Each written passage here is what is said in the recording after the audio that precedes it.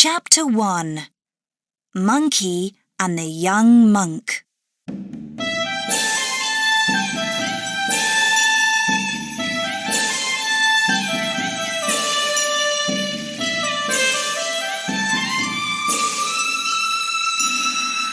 Our story begins long ago on the mountain of fruit and flowers in China. On this mountain, there was an old rock. It was red from many years in the hot sun. One morning, the rock broke open, and a monkey was born from it. The monkey quickly learned to run fast and to fight well. Soon all the monkeys on the mountain came to him. You're very strong. They cried. That's true, answered Monkey. You're the strongest of us, so you must be our king.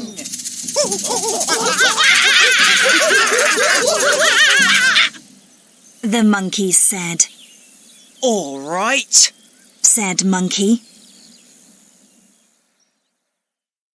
After some years, Monkey heard stories about a holy man far away. That man teaches many interesting things, thought Monkey. I must learn from him and be the strongest king of all. So Monkey left the mountain and went to the holy man's home. Monkey was a good student. First, he learned to move quickly through the sky on a white cloud. Then he learned to take out some of his hairs, say magic words over them, and make hundreds of little monkeys. Last of all, he learned to change into different animals.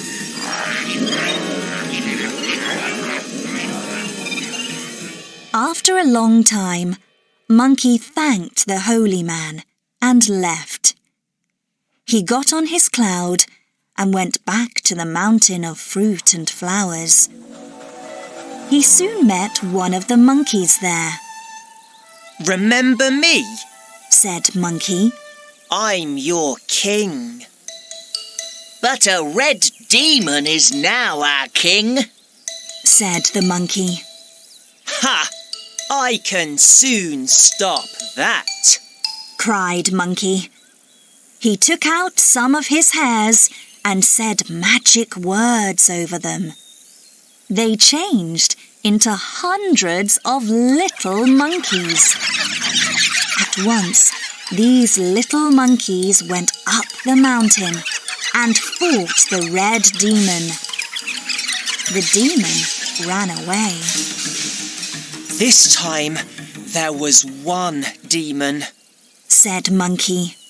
But what can I do next time when more demons come? I know, said one old monkey. Go to the Dragon King of the ocean in the east and speak to him. He knows everything about fighting demons. So Monkey got on his cloud, went to the ocean in the east, and spoke to the Dragon King. The Dragon King knew of Monkey and was afraid of him, so he helped him. You need these, said the Dragon King, and he gave Monkey some armour and a very long staff. I can't carry that staff, cried Monkey. Yes, you can. Watch this, said the Dragon King, and he cried, Change! Suddenly, the staff was very little. Thank you. You're right. I can carry it behind my ear, said Monkey. and he put the little staff behind his ear and went home. Far up in the sky, the Emperor of Heaven looked down through the clouds. We need to watch carefully, he said to the moon goddess. Monkey can do many different things now. So the Emperor asked Monkey up to heaven. You can work here with my horses, the Emperor told Monkey when he arrived. Thank you, said Monkey happily. But one day, the Dragon Prince of Heaven spoke to his brother, and Monkey heard them. Monkey is doing the dirtiest work in heaven, laughed the Dragon Prince. He never stops taking horse muck to the Emperor's gardens. thought Monkey angrily. He ran to the Emperor of Heaven's home. All the most important people in heaven were there. Why am I doing the worst work in heaven? asked Monkey in front of everybody. Who is this? asked the big fat Admiral of Heaven. Yes. Go back to the horses at once, said the tall, thin General of Heaven. But Monkey stood angrily in front of the Emperor and didn't move. Please find some more interesting work for Monkey, smiled the moon goddess. She felt sorry for Monkey. In the end, the Emperor told Monkey, Very well. Go and work in my peach garden. But you need to watch the peaches there carefully. Nobody must eat them, because after people eat those peaches, they're immortal. So Monkey went to the peach garden.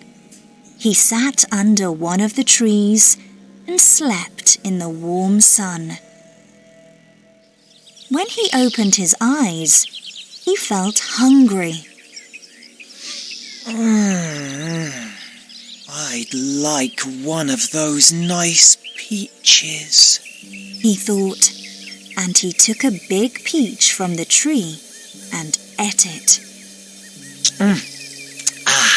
That was wonderful, he said. So he took one more. Soon, there was only one last peach in the garden. Monkey, come here! cried the Emperor the next morning. Did you eat my peaches yesterday? Yes, said Monkey. they were very nice, thank you. And now I'm immortal. Oh no! cried the Emperor. What can I do with him?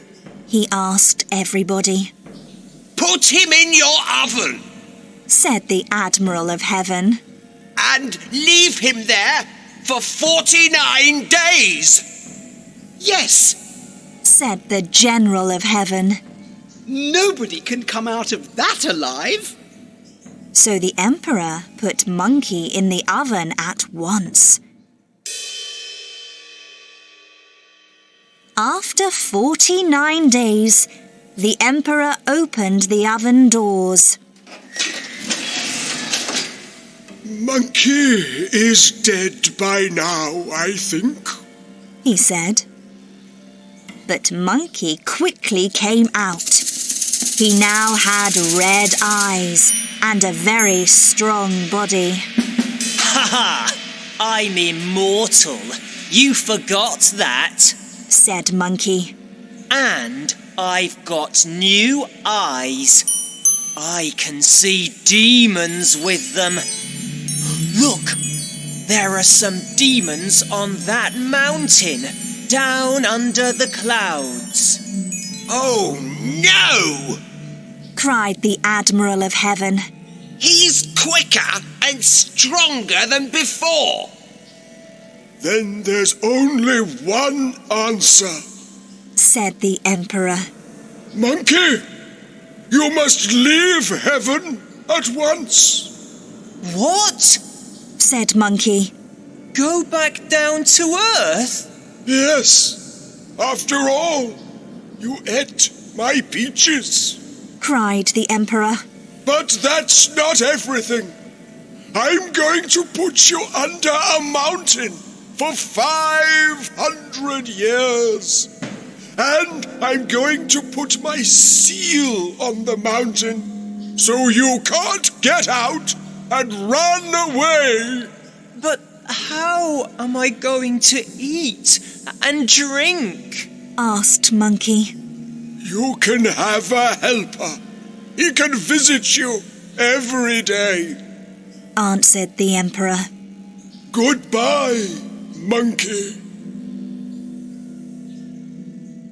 Nearly 500 years went past. Then one day, Buddha visited a holy woman in China. She was called Guan Yin. Guan Yin, said Buddha. I'm afraid for the people of China. They think more of earth than of heaven. That's true, answered Guan Yin. In India, there are many holy writings, said Buddha. These can help. You must find a young Chinese monk. He must go to India and bring back those holy writings. Very well, said Guan Yin. So Guan Yin visited an old Chinese monastery, and she found a young monk there. He was called Tripitaka. I need your help, said Guan Yin. You must go to India and bring back some holy writings to China. Tripitaka listened carefully. The road is going to be long, said Guan Yin. And there are many mountains, rivers, and angry demons between here and India. The young monk looked at his feet. So, Tripitaka, can you go to the west for me? And for Buddha? asked Guan Yin.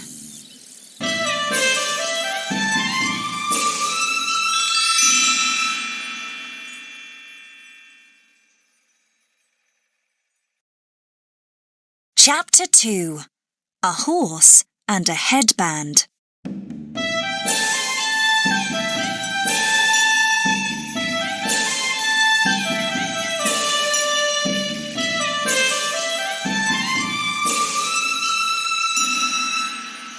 The young monk Tripitaka looked at the holy woman Guan Yin. Of course I can go on this journey to the west, he said. But how can I fight against demons and go across rivers when there's only me? You're going to have 3 helpers, said Guan Yin. Where are they? asked Tripitaka. You're going to meet them on the journey, said Guan Yin. I'm sorry, but I can't tell you any more. And do I need to walk to India? asked Tripitaka. Oh no, I have a horse for you, smiled Guan Yin. And she brought a beautiful white horse from behind a tree. And here's one more thing, said the holy woman, and she gave a beautiful headband to Tripitaka. What do I do with this? he asked her. You put it on someone's head. Then you say these holy words. answered Guan Yin, and she said the holy words. The headband then becomes very tight. Of course, the wearer is going to listen very carefully to you after that. Well, I'm not going to need the headband, said Tripitaka, but he put it in his bag. The next morning, Tripitaka got on his beautiful white horse. He left the monastery on the road to the west. After a week, Tripitaka was on a road near a tall mountain, when suddenly he heard some cries from behind a big black rock. The master's coming! The master's coming! The cries went. Tripitaka began to feel afraid. Soon he met a very old man with a bottle of water and a bag of fruit in his hands. What's all that noise? Tripitaka asked. Those are the cries of Monkey, said the old man.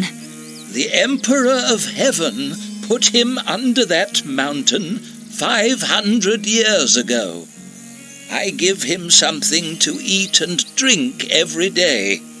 My father, my grandfather, my grandfather's father, and his grandfather before him did this for many years before me.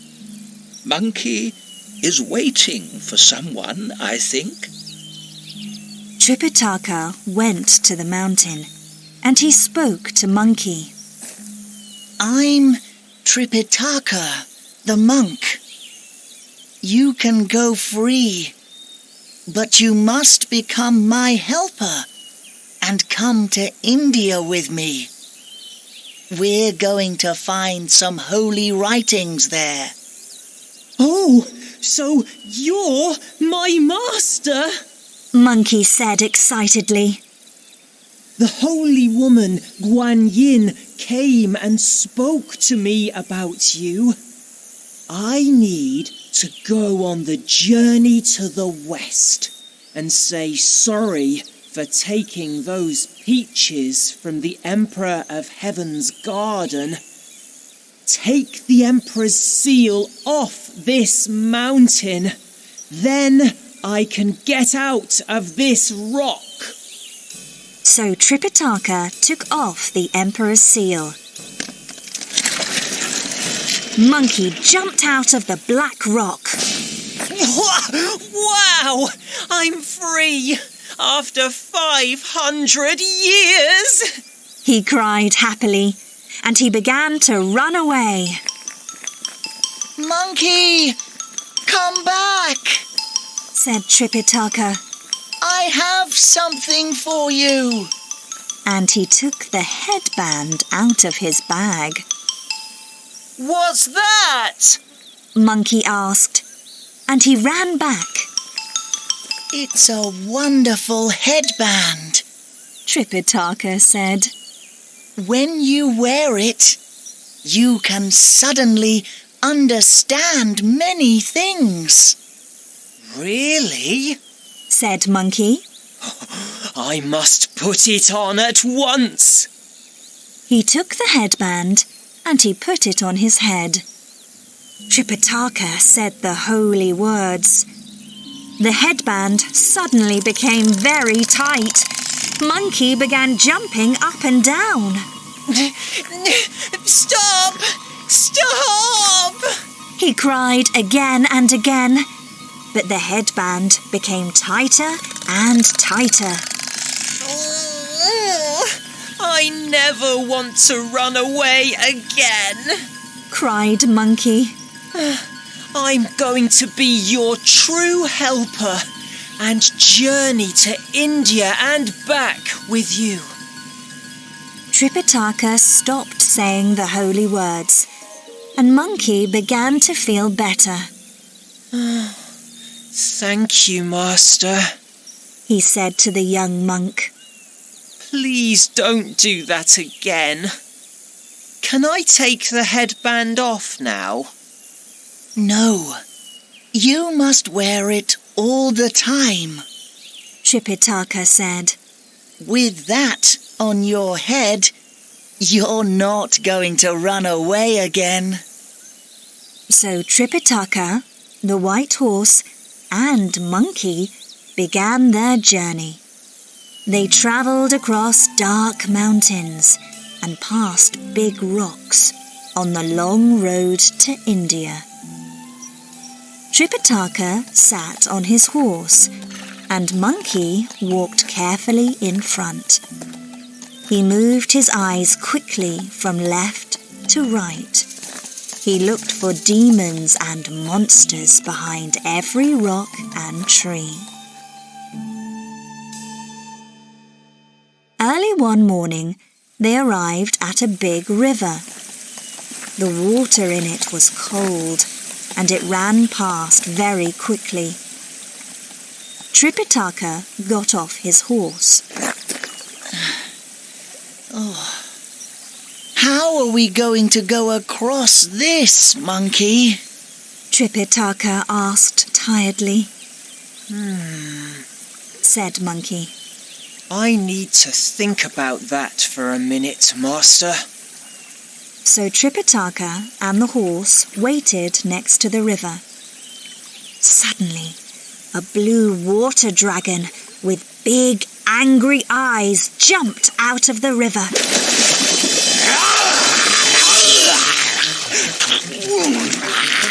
It took Tripitaka's horse in its long white teeth, and it began to go down under the water.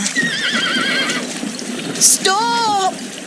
Tripitaka cried, but the big river dragon was fast and strong. It carried the horse down under the water in its mouth. Tripitaka sat down at the side of the river, and he put his head in his hands. Oh, how can I journey to India and back without a horse? He cried. And what is the holy woman Guan Yin going to say when she learns about this?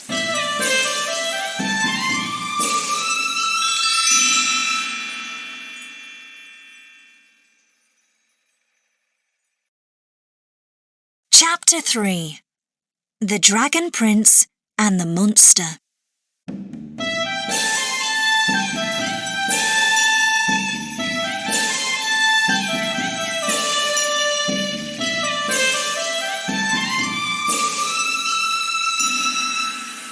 I can help you, Master. Monkey told Tripitaka. He began calling the river dragon. Dragon! Where are you? He cried. I want to talk to you. Soon the river dragon put its head out of the water. What do you want? Asked the dragon. Just then, Monkey took the little staff from behind his ear and cried, Change! The staff became very big, and he quickly began hitting the dragon over the head with it. You ate my master's horse! He cried angrily. So take that! And that! And that! The strong river dragon soon went under the water again. Suddenly, the holy woman Guan Yin was with them. Wait! Put down that staff, Monkey, and listen, she said. Monkey put the little staff behind his ear. Thank you, smiled Guan Yin. Then she told Tripitaka, that isn't a true river dragon. He's the Dragon Prince of Heaven. The Emperor put him here because he once said bad things to the Emperor's mother. The prince cannot go back to heaven before he carries a monk to India. And I'm that monk, said Tripitaka excitedly. Suddenly, the dragon's head came out of the water again. Are you talking about me? The dragon asked. Yes, Dragon Prince, Guan Yin said. but you forgot my words to you. You didn't tell this young monk your story when you first saw him. Why? She asked angrily. I was very hungry, Answered the dragon. so I ate his horse first. My last dinner was weeks ago, you know. Well, now you can be Tripitaka's new horse, Said Guan Yin. At once, she changed the dragon into a beautiful white horse. It went and stood near Tripitaka. Have a good journey, Cried Guan Yin before she suddenly left. The three travellers stood near the river. They looked up and down it, but could see no ships. Its cold water flowed past very quickly. Well, we can't take a ship across, and we can't walk across, Said Tripitaka. Wait and see, Cried Monkey, and he took the little staff from behind his ear. Change! He cried, and the staff became very big and long. Monkey put the long staff across the river. Then he, Tripitaka, and the white horse walked over it, from this side of the river to that side. Once they were over, Monkey cried, Change! The staff became little once more, and Monkey put it back behind his ear. Thanks, Monkey. Said Tripitaka, and Monkey smiled. The next evening, the travellers were on the road when they saw a farm. It's late, Tripitaka said. and we need beds for the night. Let's ask the farmer. Near the farm, they met the farmer's son, Cow Tsiai. Can we stay here? Tripitaka asked. No, sorry. Cow Tsiai answered. A monster lives in one of our farm buildings. We can't have visitors. A monster? Asked Monkey. Is that true? Yes. It's a terrible story. Cow Tsiai said. 3 years ago, a young man came to work for my father, old Mr. Cow. He was a good, strong worker. And at first, everything went well. He often had dinner with us. He loved eating.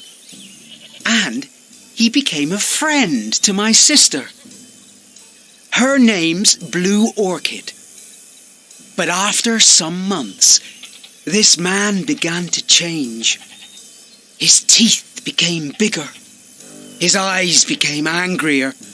And his hair became longer. His legs and arms became stronger too. One morning, he came to the house. When we opened the door, we suddenly understood all those changes.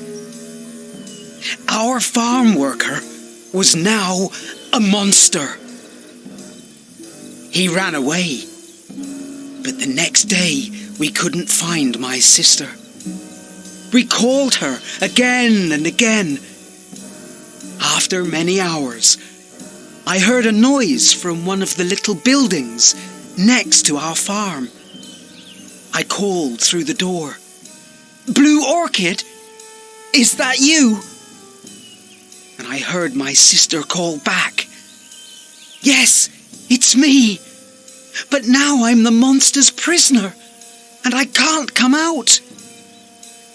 This all happened 6 months ago.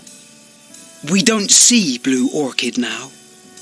We're afraid of that terrible monster, so we don't go near the building. What can we do? You need me to help you, Monkey cried, and he took out the staff from behind his ear. Now, where's your sister? He asked Cow Tsiai, and they walked to the little farm building. Be careful, said Cow Tsiai. There's a lot of muck on the ground here. Well, it is a farm after all, laughed Monkey. Blue Orchid, Cow Tsiai called. there's someone here. His name's Monkey, and he can help you. Blue Orchid slowly opened the door. The monster isn't here now, she said. He usually comes at night.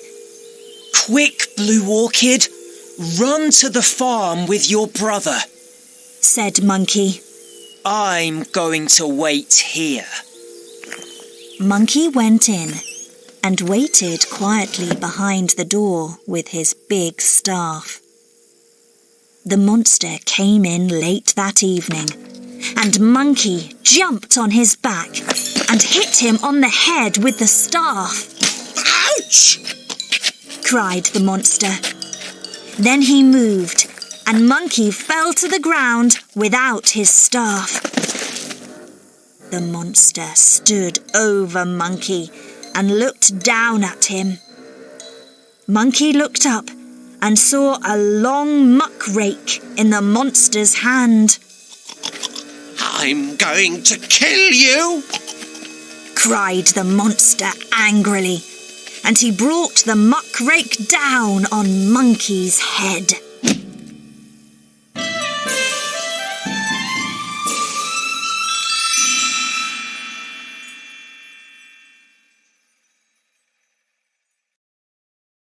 Chapter 4.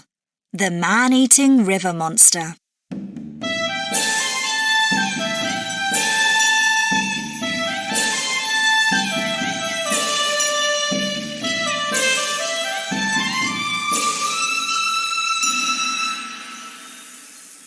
The monster hit Monkey on the head with his muck rake.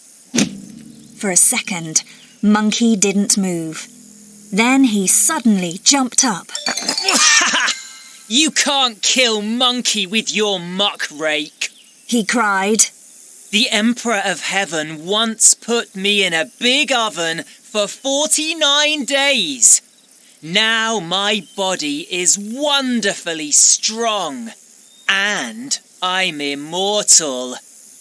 The monster looked carefully at Monkey's face. I remember you, said the monster slowly. You ate all the peaches in the Emperor's peach garden. I was the Admiral of Heaven then. Oh, yes. I remember you. But what are you doing down here on Earth? Asked Monkey. It's a long story, the monster said. The Emperor was angry with me because I became very good friends with the Moon Goddess. So I was born again here on Earth in this monster's body. Well, I'm on a journey to India now, said Monkey. I need to say sorry for eating all the Emperor of Heaven's peaches. I'm travelling with a monk on a white horse. What's that? A monk on a white horse? Cried the monster. Take me to him at once. Guan Yin visited me, and I know all about your journey. I need to go to India and say sorry about the moon goddess. And for not being nice to Blue Orchid when she was my prisoner. So the monster went with Tripitaka, Monkey, and the horse on their journey to India. They called him Pigsy. When they all sat down for dinner that evening, Pigsy quickly ate everybody's food. Stop that! Cried Tripitaka. We need to eat too. I'm sorry, I forgot, said Pigsy with a red face. Every time I see a lot of food, I want to eat it all. Some days later, the travellers came to a big river, the river of the flowing sand. They felt tired after the day's journey, and they all sat down quietly with their backs to the river. Suddenly, there was a terrible noise from the water. The travellers quickly looked behind them. Ugh! Cried Tripitaka. What a terrible thing! From the water, an angry monster looked at them. It had green eyes and yellow teeth, and it was very tall. In one of its thin arms, there was a long spade, and it had a big water bottle at its side. Stand back, everybody! It's a man-eater! Cried Pigsy. But I'm ready with my muckrake! Pigsy hit the river monster over the head. But Monkey wanted to fight too. He took out his staff and hit the monster with it. River water went all over Tripitaka. Oh, stop!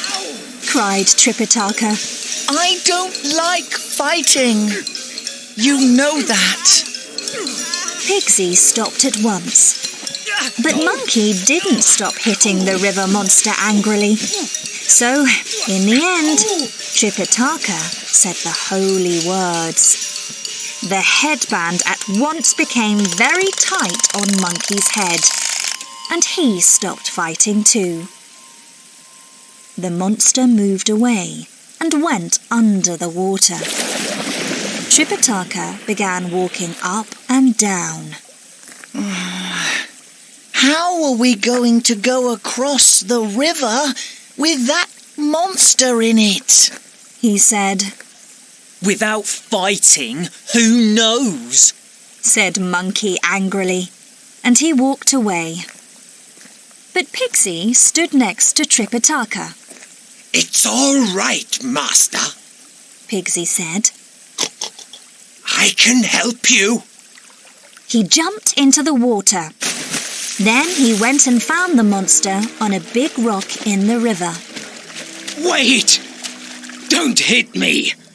I wasn't always a monster. The monster told Pigsy. I was once the General of Heaven. I remember you. Cried Pigsy. I was once the Admiral of Heaven. What are you doing here on Earth? I broke the Emperor of Heaven's most expensive vase, said the monster. So I was born again, here in the river of the flowing sand. My name's Sandy now. Pigsy looked carefully at Sandy. Don't tell me, he said. You want to go with a young monk and his helpers on a journey to India? That's right, Sandy answered excitedly. Guan Yin spoke to me. I must make the journey to India and say sorry, because I broke that beautiful vase. Pigsy took Sandy to Tripitaka. Sandy sat on the ground in front of the young monk. Master, how can I begin to help you on your long and important journey? he asked. Take us across the river, answered Tripitaka.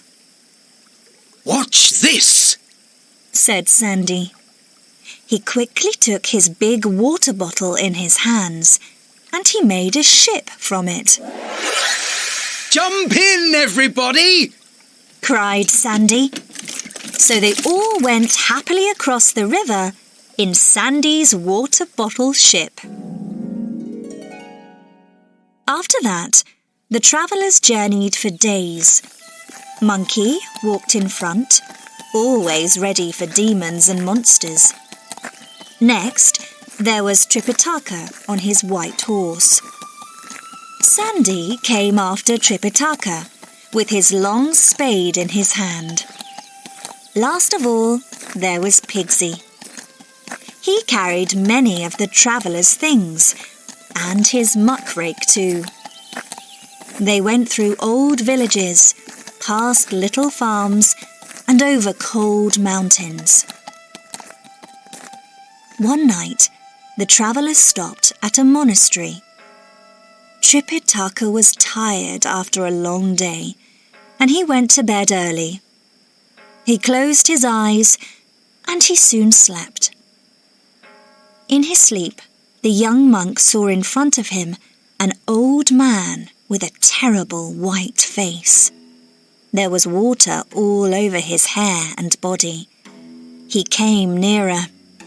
Oh, I am a king without a kingdom, he cried. Please help me, Tripitaka.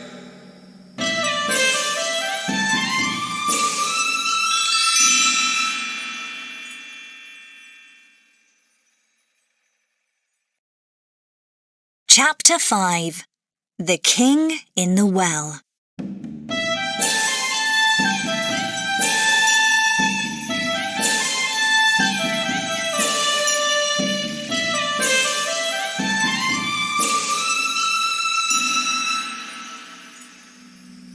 I once was the king of Cockadoodle. The old man told Tripitaka in his sleep. That's a kingdom near here. And he began to tell Tripitaka his story. 5 years ago, there was no water in my country. It never rained, and the farmers stopped bringing food into the towns. The people were hungry, and I needed to do something quickly. Then, one day, a magician arrived. He could make clouds in the sky. The weather changed, and soon it rained every day. The farms were green again, and the people were happy. I told the magician, "Please stay. My kingdom is nothing without you." In the end, he said yes, and I gave him a house. But early one morning, I was at the well in the palace garden when I heard someone behind me. It was the magician. He hit me, and I fell down the well. Then he said some magic words. When I looked up, I could see his face far away. But it wasn't his face. It was my face. The magician was now me, and I could do nothing about it. The impostor put an apple tree over the well, and he went to live in the palace with my family. He is now the king of Cockadoodle, and nobody knows the true story. Tripitaka moved in his sleep. How can I help? He asked. You must take this green ring with my seal on it, answered the king. Give it to my son, the prince. When he sees it, he's going to understand. The next morning, Tripitaka opened his eyes in bed at the monastery. He saw the green ring in his hand, and he told Monkey about the king of Cockadoodle. Leave everything to me, master, said Monkey. I can help the king and drive away that impostor. Monkey soon learned something interesting. At 10 o'clock the next day, the Prince of Cockadoodle and his men wanted to visit the country near the monastery on their horses. The next morning, Monkey jumped on his white cloud. He looked for the prince and his men and found them not far from the monastery. Monkey quickly changed into a big, fat bird and ran in front of the horses. The prince suddenly saw the bird and thought, Wow, I want to eat that for my dinner. So he took a long arrow from his bag. The arrow went up through the sky and it hit the big fat bird. Monkey, in the bird's body, went quickly across the sky to the monastery. Then he changed back into Monkey and put the arrow into the monastery door. Monkey then went into the monastery and jumped into a box there. The prince went after the bird on his horse with all his men behind him. He soon arrived at the monastery and he found the arrow in the monastery door. What's my arrow doing there? He said. He took the arrow out of the door and walked into the building. But Tripitaka stood in front of him. Move! Cried the prince angrily. I'm a holy monk. You can't say move to me, answered Tripitaka. Well, I'm the Prince of Cockadoodle, and people always listen to me. The prince cried. Take that monk away, he said to his men. But Monkey opened the box and came out. He said some magic words, and suddenly nobody could move for a minute. Prince, said Monkey, we have something interesting for you. Then he took the green seal ring from Tripitaka's hand and gave it to the prince.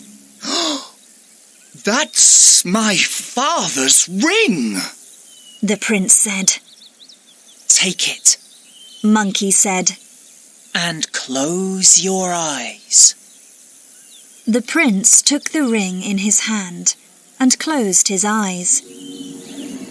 After some minutes, he opened his eyes again. I saw my father, he cried. And he told me something terrible. The king in the palace is an impostor, he said. Is it true? Yes, answered Monkey. But what can I do about this? The prince cried. You must wait, said Monkey. We are going to help your father. So the prince waited at the monastery.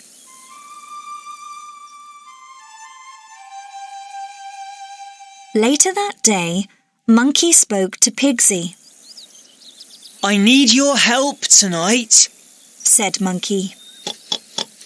Sorry, I'm feeling tired, answered Pigsy. Please help me, Pigsy, said Monkey. Then you can have some treasure. Thought Pigsy. Is that treasure going to be some nice food? All right, I can help you, he told Monkey. That night, they went to the palace garden. Pigsy broke open the gate with his long muck rake. Then they went in and found the apple tree. The treasure is under that tree, Pigsy, said Monkey. So Pigsy opened his big mouth and he took away the tree in his teeth. Oh, look!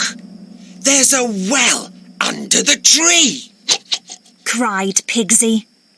Yes, the treasure is down the well, Said Monkey. Shall I go down there and have a look?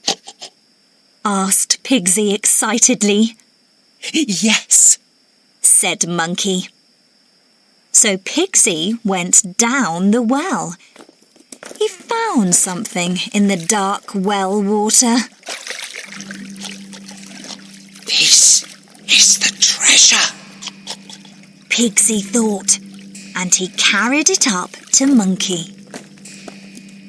Pigsy put the thing on the ground at Monkey's feet, and then he looked at it. Yuck! He said suddenly.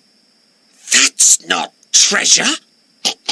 It's a dead body. that's right. Said Monkey. It's the body of the true king of Cockadoodle.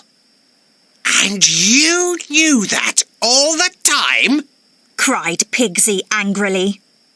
Well, yes, Smiled Monkey. but I needed your help because you're very strong. I see. Said Pigsy. And now, don't tell me. I need to carry that body back to the monastery too. No, that's all right. Said Monkey. I can do that. Monkey quickly took out some of his hairs and said some magic words. Hundreds of little monkeys ran to the dead body, and they carried it back to the monastery. The prince was there with Tripitaka and Sandy. At the monastery, the prince looked at his father's body. This is terrible. He cried. My father is dead, and that imposter is now king. Wait here. Said Monkey. I need to ask for help from some of my friends in heaven. Monkey jumped on his cloud, went up to heaven, and spoke to the moon goddess. Here, have this magic peach drink. She said. It comes from the fruit in the peach garden of heaven. When someone drinks it, they become immortal. Monkey took the bottle, came back to earth, and gave the magic peach drink to the king. The king slowly opened his eyes and looked at Tripitaka. Thank you, holy monk. He said. Don't thank me. Answered Tripitaka. Thank Monkey. And me? Pigsy said. I help too. Let's all go to the palace tomorrow. Monkey said. Then we can talk to that imposter. Tripitaka, Monkey, Pigsy, and Sandy took the true king to the palace the next day. He wore a big hat on his head, and nobody could see his face. At the palace door, Tripitaka spoke to one of the king's men. In the end, the travellers went in and saw the imposter king. He looked down at the travellers and said, Who are you, and what are you doing in my kingdom?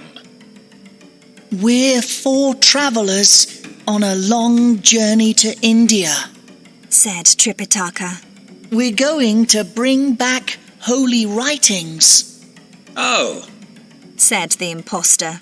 but who's that 5th man in the big hat behind you? He's a man with a terrible story. Said Sandy. Long ago, he was a king, but there was no rain in his kingdom. and his people were hungry. Then, one day, a magician arrived and made a rain cloud. You dirty monster! cried the impostor. Stop there! Just then, the true king took off his hat. You're not the king of Cockadoodle, he told the impostor. The impostor stood up angrily. He said some magic words, made a big black cloud in the sky, and jumped on it. All right, so I'm not the king of Cockadoodle. He laughed coldly. But you're never going to take me alive. And with that, he left on the black cloud.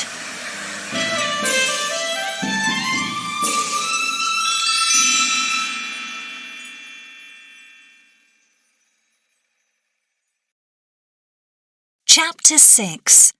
The Journey Home.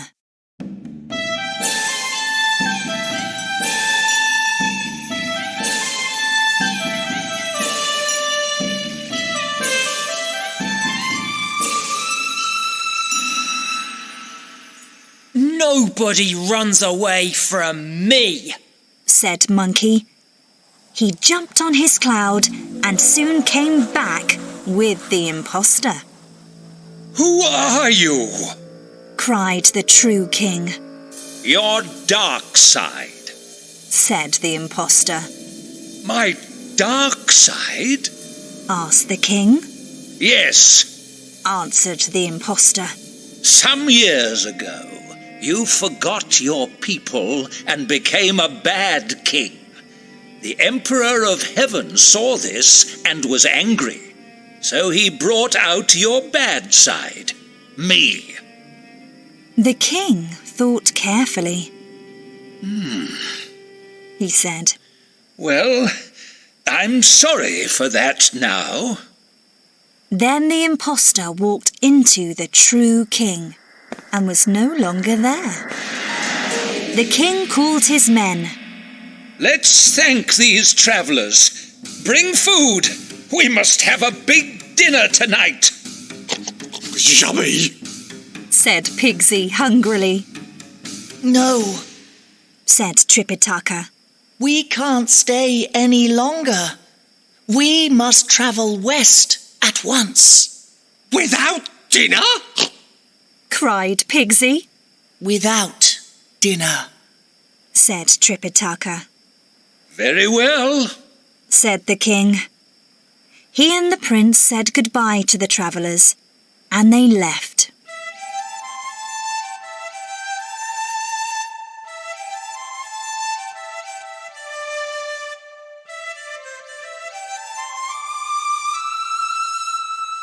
After many months, the road west became very bad.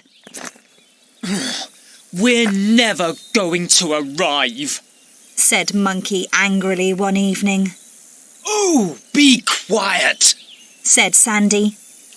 Yes, said Pigsy. we're tired of listening to you, monkey. The next morning, Tripitaka could not find Monkey. We can do without him. Said Tripitaka. Let's go. Nobody saw Monkey all day. Late that afternoon, the 3 travellers arrived in a village. I'm going to look for food, said Pigsy. He walked away. Sandy, Tripitaka and the horse waited near the road. In the village, Pigsy walked past a big house. A beautiful young woman was at the gate. Can I help you, traveller? She asked. My name's Pigsy. I'm looking for food. He smiled, My name's Lotus Flower. said the young woman. My family likes to help travellers. Come and meet my father. Okay, Said Pigsy. and he went with her into the house. Suddenly, Lotus Flower changed into a white demon. Then a blue demon in blue armor came in. He had a knife in his hand. This is my father! The white demon laughed. We don't like to help travelers. We like to eat them.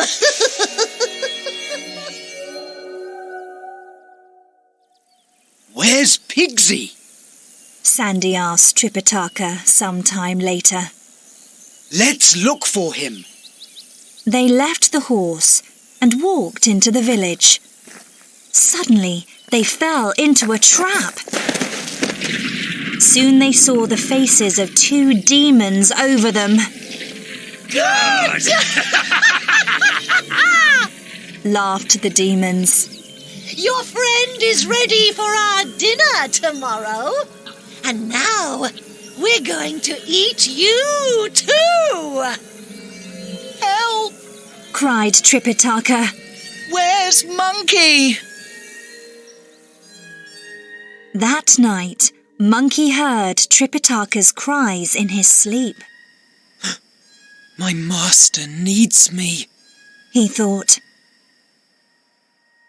Early next morning, he jumped on his cloud and travelled back along the road. At the village, he found Tripitaka's horse. With his quick red eyes, he saw the demons. They were near an open oven with long knives in their hands. Tripitaka, Pigsy, and Sandy stood between them. Monkey moved nearer. He said some magic words, and his cloud rained down on the oven. The demons looked up angrily, and Monkey jumped down with his staff.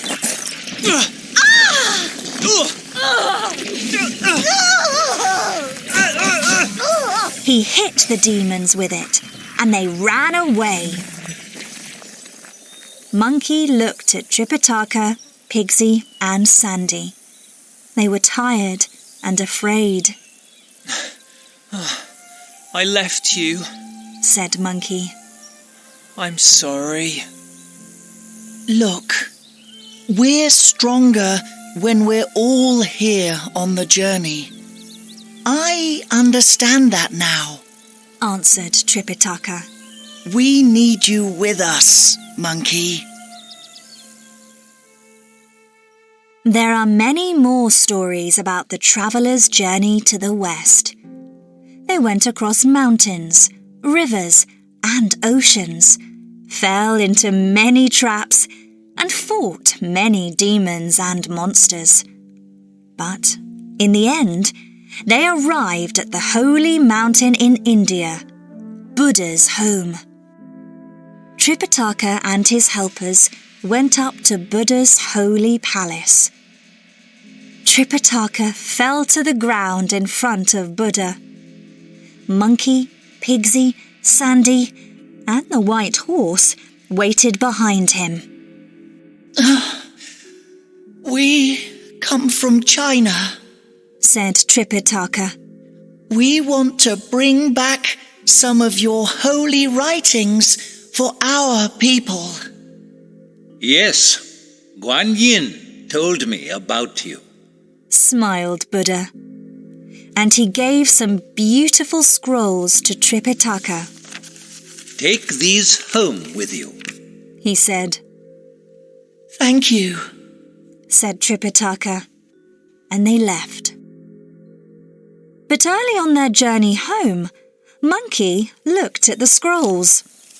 Hey, there isn't any writing on them, he cried. So the travellers went back up the holy mountain and told Buddha. Ah, I wanted to test you. Smiled Buddha. But you did well in the test. These are the true scrolls. This time he gave them scrolls with writing on them, and the travellers began their journey home again. Soon after that, Guan Yin visited Buddha in India. Those travellers had a long journey here, she said. So I'm going to make a magic yellow cloud for them. It's going to take them back to China in 8 days.